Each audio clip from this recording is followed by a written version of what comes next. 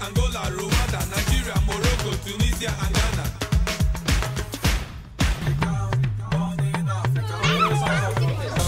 A true born African.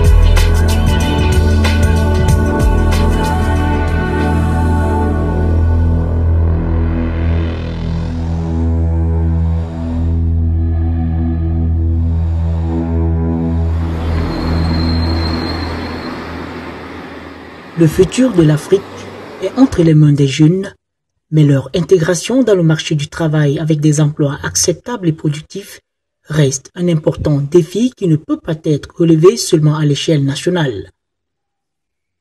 En Afrique, la plupart des chômeurs ont moins de 25 ans. La pauvreté, l'insécurité, la fuite des cerveaux et les troubles sociopolitiques, de nombreux Africains risquant leur vie pour atteindre l'Europe sont toutes des dynamiques liées au chômage des jeunes.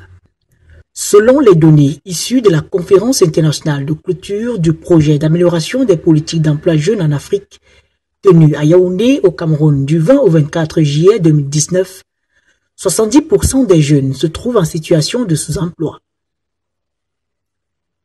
Lors de cette assise qui a réuni des universitaires d'Afrique subsaharienne francophone à l'initiative de l'Université de Yaoundé 2, dans le cadre de l'évaluation du projet intitulé « Améliorer les politiques d'emploi jeunes en Afrique », des universitaires camerounais ont saisi l'opportunité pour présenter les résultats de l'enquête sur l'efficacité des services publics de l'emploi au Cameroun. Il en ressort que le chômage se pose avec acuité dans le pays, avec près de 10% de la population jeune au chômage et près de 2/3 de la population dont l'âge est en dessous de 35 ans sont intéressés par les questions d'emploi.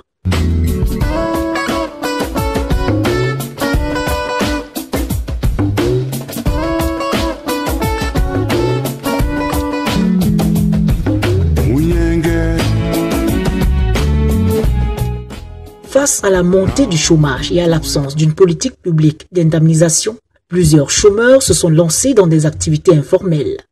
Je suis dans l'agriculture et j'ai des grandes, je fais dans un peu de tout. Il y a la tomate, il y a la papaye, mais la plus grande activité, l'activité phare, c'est le poivre. Parce que présentement, je n'ai pas encore pu atteindre mes objectifs, mais c'est faute des moyens. C'est faute de moyens, la volonté, la passion, tout est là, mais il faut de moyens pour pouvoir débloquer, n'est-ce pas, les choses.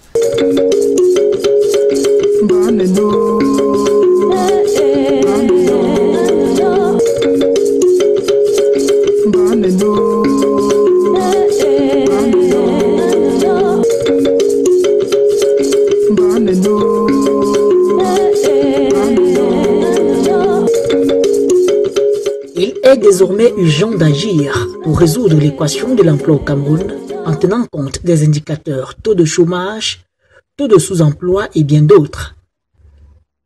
Selon certains analystes, les universités doivent adapter les enseignements aux besoins de l'heure afin de rendre les apprenants plus compétitifs sur le marché de l'emploi. Des problématiques qui tendent à trouver des réponses. C'est la qualité de la formation, c'est l'environnement de la formation, c'est l'offre de formation dans sa globalité. Ce n'est pas seulement dispenser des enseignements, mais c'est de dispenser des formations parce qu'à un certain niveau, on doit penser plutôt à former l'enfant que de lui dispenser des connaissances simples.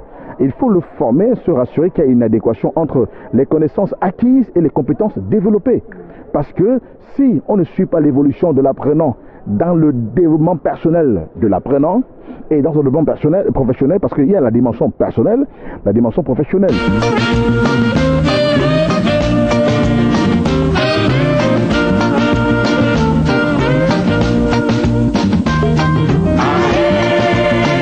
Face à ce problème qui met à mal le continent africain, l'ONG autrichienne Chiala s'est jetée sur la question depuis de nombreuses années avec le soutien de la diaspora africaine afin de booster le développement des compétences des jeunes dans plusieurs domaines pour ainsi solutionner diverses difficultés en Afrique. Alors nous avons un dispositif qui permet de former des jeunes à la maîtrise de la technologie Vitalaris qui leur donne des aptitudes dans l'analyse de la qualité de l'eau, la plomberie et aussi les métiers liés à l'eau. Il y a pas mal de métiers liés à l'eau. Et une fois que nous avons entretenu ces jeunes par ces différentes formations, nous leur donnons la possibilité avec nos kits de pouvoir se lancer dans une activité qui, à la fin de chaque journée, leur permet de faire des petites économies. Nous qui venons ici à Chiala, ça nous permet particulièrement de pouvoir gérer nos petits besoins financiers. C'est-à-dire quoi? Par exemple, acheter des pantalons, nous gérer nos fournitures scolaires, comme pour les grandes vacances où nous venons ici pour pouvoir nous approvisionner à nous et encore pouvoir acheter nos petites fournitures scolaires, peut-être acheter des petites chaussures à maman, à papa et pouvoir rester sans toutefois demander l'aide de nos parents et montrer à nos parents que nous sommes indépendants aussi à notre façon. Il est aussi question dans cette démarche de doter les jeunes Africains de nouvelles technologies issues de l'Occident dans un système de transfert de connaissances prôné par Chiala.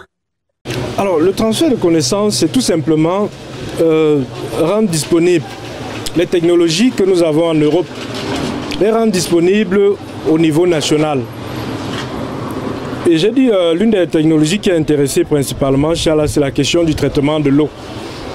Alors, pour rendre cette technologie disponible, il faut avoir les kits, mais il faut que la maintenance, l'entretien de cette technologie soit approprié au niveau local. C'est pour ça que régulièrement, dans notre cas avec M. Eric Schulz, qui est l'inventeur du système de traitement que nous utilisons actuellement, nous avons eu pas mal de séances de renforcement de capacité d'appropriation de la technologie en matière de traitement de l'eau. Et pour que ce soit périn au niveau de Chiala, nous avons créé la Chiala Academy. C'est-à-dire c'est en quelque sorte un réceptacle de cette différentes technologies.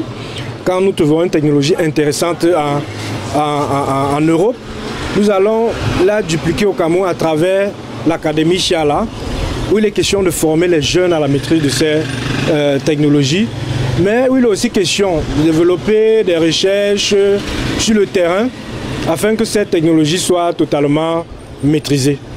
Dans le continent, la problématique liée à l'eau potable est une équation dont le dénouement n'est pas véritable jusqu'ici, malgré les efforts des pouvoirs publics. Ainsi, se lancer dans des projets qui répondent à la question d'eau potable en Afrique serait une occasion pour les jeunes de se frayer un chemin et de créer ainsi des emplois. Les projets d'approvisionnement en eau potable sont de ce fait des pistes à explorer et une aubaine pour les chercheurs d'emploi.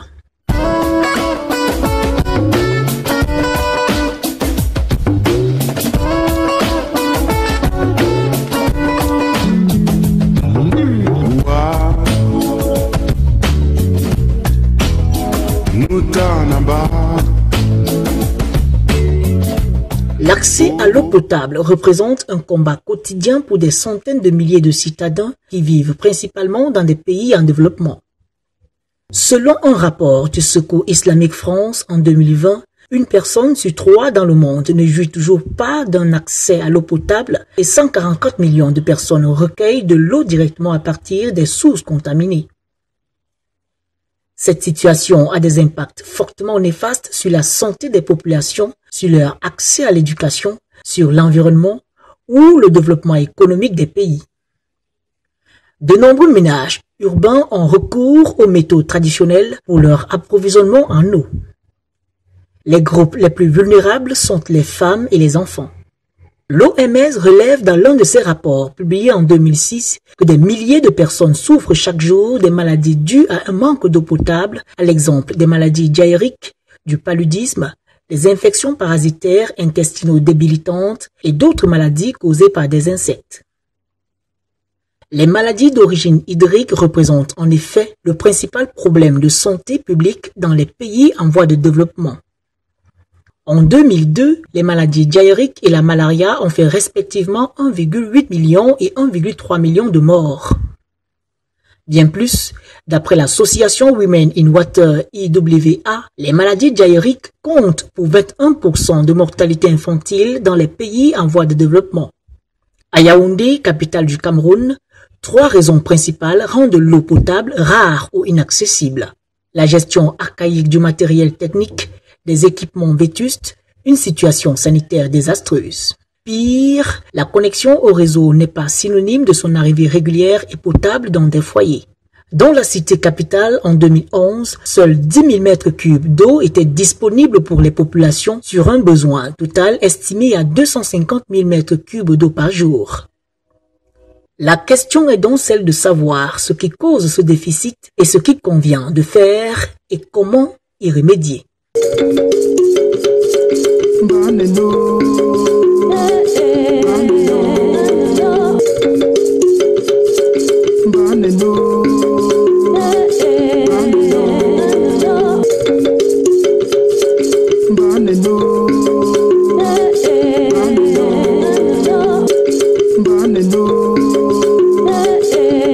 Le Cameroun a besoin d'initiatives privées qui viendront massivement proposer de nouveaux dispositifs de traitement des eaux en vue de sécuriser l'alimentation en eau potable. L'ONG Chiala, en partenariat avec Vitalaris, une entreprise autrichienne, déploie en Afrique un système de kiosque moderne d'eau potable qui est une opportunité d'affaires pour des jeunes. Le but est de promouvoir des idées sociales novatrices par des appels au partenariat avec Chiala, destinés aux personnes qui ont besoin de secours financiers pour un idéal social à travers les revenus issus de la distribution de l'eau potable de Chiala Vitalaris H2O. Le volet partenariat intègre plein d'aspects qui nous permet en fin de compte d'avoir un kiosque qui sert de l'eau pour la population. Donc on se met en discussion une fois que l'intérêt est manifesté, on voit les aspects qui nécessitent d'être pris en charge par le partenaire et nous signons un contrat de collaboration pour l'installation et pour la gestion du kiosque. Ainsi, les kiosques de partenariat reposent sur le principe d'un partenariat avec une personne physique ou morale qui trouve de l'intérêt à rendre l'eau potable accessible au plus grand nombre. Chiala construit et rend opérationnel le kiosque pour le compte du partenaire qui lui reverse des dividendes sur des recettes. Ici, l'eau est utilisée dans le but de promouvoir des initiatives sociales et commerciales. Nous proposons plusieurs produits, à savoir l'eau et certains produits d'autres. Mais le produit phare ici, c'est l'eau. Nous disposons l'eau sur plusieurs écrans. Nous avons l'eau dans les bonbonnes, dans les 10 litres et 5 litres. Chaque jour, nous avons un peu plus de visiteurs. D'autres sont intéressés, d'autres en fait disent que Chiala est beaucoup cher. Ils ne savent pas en fait comment cette eau a été traitée. Les prix varient, ça dépend de la quantité que le client veut. Nous avons 150, bon, le prix le plus bas ici quand même c'est 150. Ce type de partenariat peut également porter sur la production des emballages, le stockage et la distribution de l'eau potable.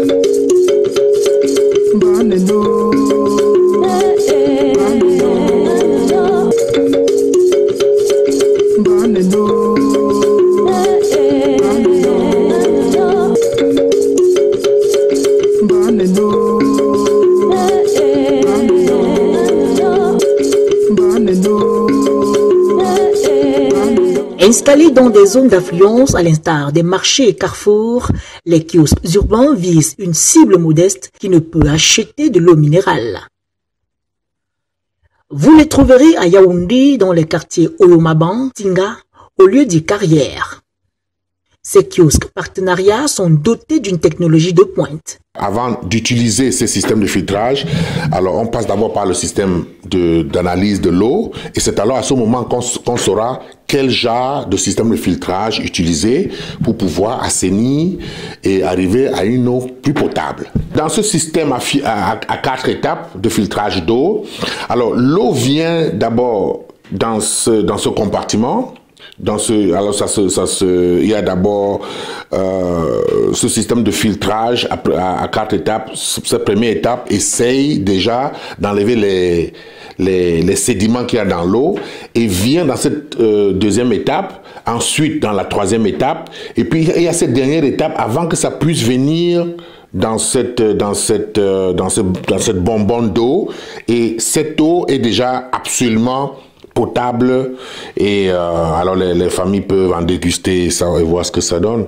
Cet appareil vous aide essentiellement à remplir votre bonbonne d'eau que vous avez initialement connecté dans votre système d'eau qui vous remplit de l'eau directement ici, et l'eau entre dans la bonbonne d'eau déjà filtrée. Quand l'eau est pleine dans cette bonbonne d'eau, vous n'avez plus besoin d'aller acheter de l'eau et puis boire et puis jeter les bouteilles d'eau plastique dans la rue. Cet autre appareil nous aide essentiellement à avoir déjà de l'eau filtrée, de l'eau glacée, prête à être bu, et aussi vous pouvez avoir de l'eau chaude, parce que nous avons ici 2 boutons qu'on peut appuyer pour avoir de l'eau glacée et de l'eau chaude pour pouvoir faire vos boissons chaudes, du thé par exemple. Ce prochain appareil fabriqué par la firme Vitalaris a cette particularité que dans cette bonbonne d'eau, il peut y avoir de l'eau sale. C'est-à-dire que même de l'eau qui n'est pas vraiment potable, on peut chercher l'eau de n'importe où. Alors on la met là-dedans, on la branche. Et ici, quand vous appuyez sur le bouton bleu, ça vous donne de l'eau déjà filtrée, déjà l'eau propre. Parce que tous ces filtres qui ont été installés là-dedans vous a déjà filtré et vous sert de l'eau potable. Alors, vous avez cet avantage que vous pouvez aussi avoir de l'eau chaude pour vos boissons chaudes.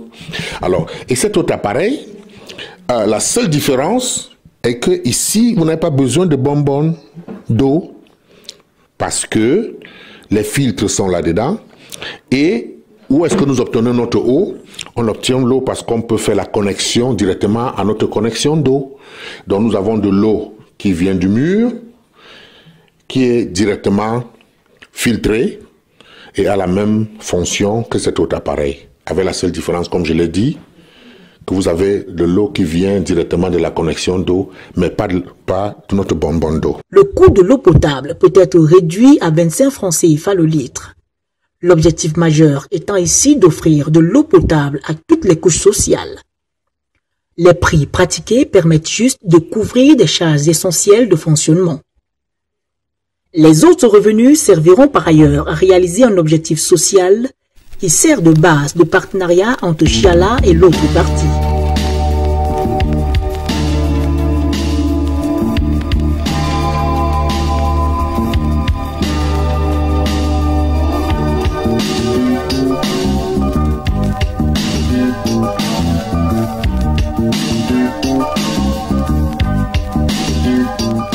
Pour multiplier les emplois, de petites entreprises pourront redistribuer ou vendre cette eau sociale au prix maximum de 50 francs CFA le litre.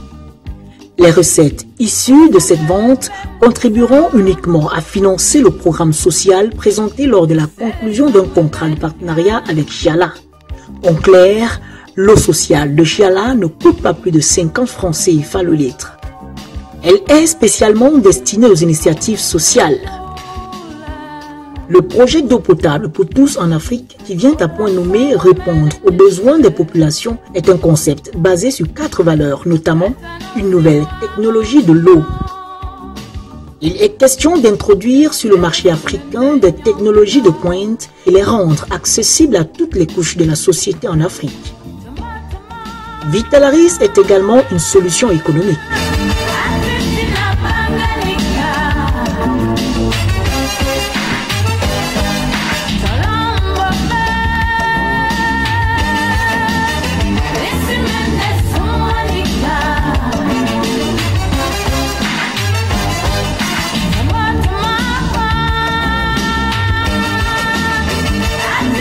Le partenariat proposé par Chiala permet de créer des emplois pour des jeunes entrepreneurs. D'autant plus que le manque d'emploi et de perspectives jette les jeunes Africains sur le chemin de l'exil où ils finissent par périr en nombre dans la mer Méditerranée. La création des villages et kiosques d'eau potable à travers ce partenariat est donc une autre forme de création d'emplois dans le domaine fondamental de la vie humaine qu'est l'eau. Le but de Chiala est de créer en moyenne 50 villages ou kiosques d'eau potable par mois. La troisième valeur du système Vitalaris est le transfert de connaissances. La distribution de l'eau potable nécessite des ingénieurs de l'eau pour le montage, le suivi et la maintenance. C'est la raison d'être du projet Chiala académique qui vise à mobiliser la contribution de la diaspora pour améliorer durablement les conditions de vie des jeunes défavorisés en Afrique.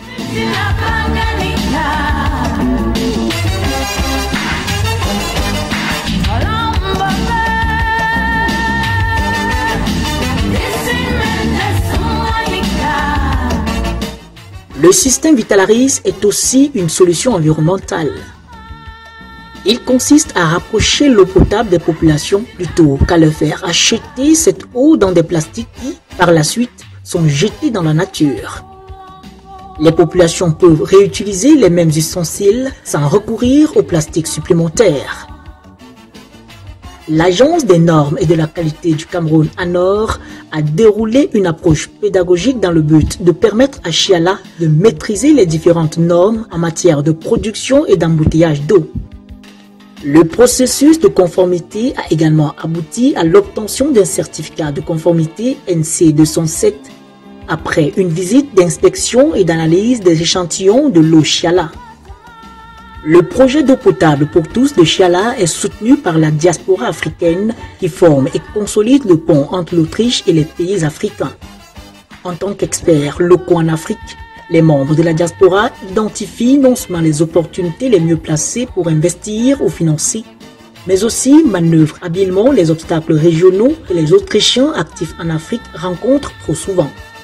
Il s'agit d'un travail ciblé avec les médias locaux, à l'instar de Canal 2 International et la Radio Africa TV de Vienne en Autriche, avec son bureau régional du Cameroun qui sont des acteurs essentiels du projet.